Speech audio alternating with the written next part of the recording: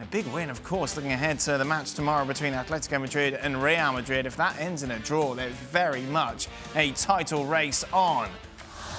Just to confirm then, Atleti, 2 points clear of Barca. Barca move up to second, 3 clear of Real Madrid. That match tomorrow, El Derby, is huge regarding a title race which is very much on.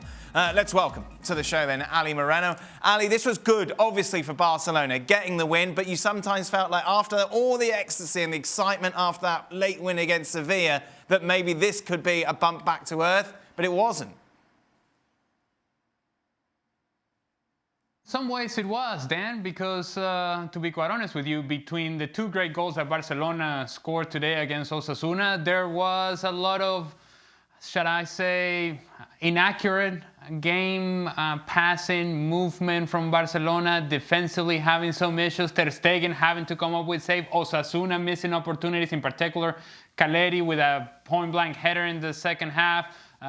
So there were chances for Osasuna, there were saves by Ter Stegen, the passing game wasn't quite there for Barcelona, they were inaccurate in the attacking half. Messi wasn't quite himself. It was a tired performance as well from Barcelona, not only physically, but I think also mentally. It was always going to be difficult to sort of go in that high after beating Sevilla, then having to come back down to earth, and then having to start the engines back up and expect something outstanding from this team. I think the important part for Barcelona is that they get the 3 points. They put some pressure on both Real Madrid and Atletico Madrid. They stay very much in the race, and they close out what was potentially a very difficult week with 3 very good results. Beating Sevilla in the league, beating Sevilla in qualifying in Copa del Rey, and now beating Osasuna, and now heading into yet another important week, because let's not forget, it's presidential elections in Barcelona this weekend, and then you also have what's coming up in Champions League. That is an unlikely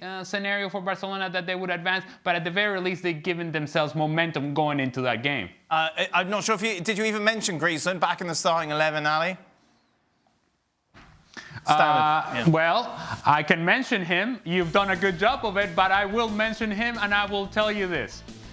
Griezmann. So Ronald Koeman doesn't change the formation. He is essentially puts out a similar starting 11, other than Piqué having been injured towards late in the game against Sevilla, and then he puts in Griezmann instead of Dembele. Well, the option of having Dembele on the field gives you that vertical movement, that threat in behind. What you found from Griezmann was that instead of getting in behind, even though that's really the job that he was there to do, he's coming and showing for the ball, short, and going into the outside, and going underneath. And so there was never really that threat in behind that Dembele gives you, or whatever player that you play in that position that has a little bit of pace. Griezmann just kind of does all these other things around the field that may be useful, but not to what Ronald Koeman has him on the field to do with this particular formation. So much so that then Dembele comes in at halftime, Koeman changes the formation, goes back to a 4-3-3, and again Griezmann is floating around, having no impact on the game. Eventually he comes off the field, and it's yet another one of those performances that you say, it's not terrible, but really not impactful, really not having any sort of importance to the match. He just kind of goes, runs around, and then comes back, sits back on the bench. Do they want to draw tomorrow, Ali? I think they are rooting hard for Real Madrid, even though they're not going to come out and say that publicly. But I think that what they would want is for Atletico Madrid to lose all 3 points.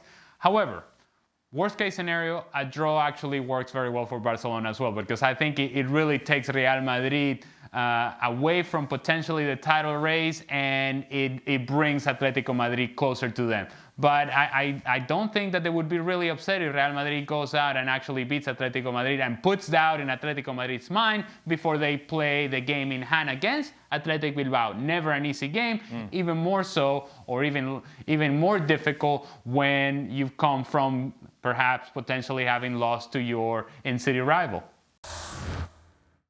Well, thank you very much for watching ESPN on YouTube. For more sports highlights and analysis, be sure to download the ESPN app. And for live streaming, premium content, and let's not forget as well, ESPN FC 7 days a week. Subscribe to ESPN+.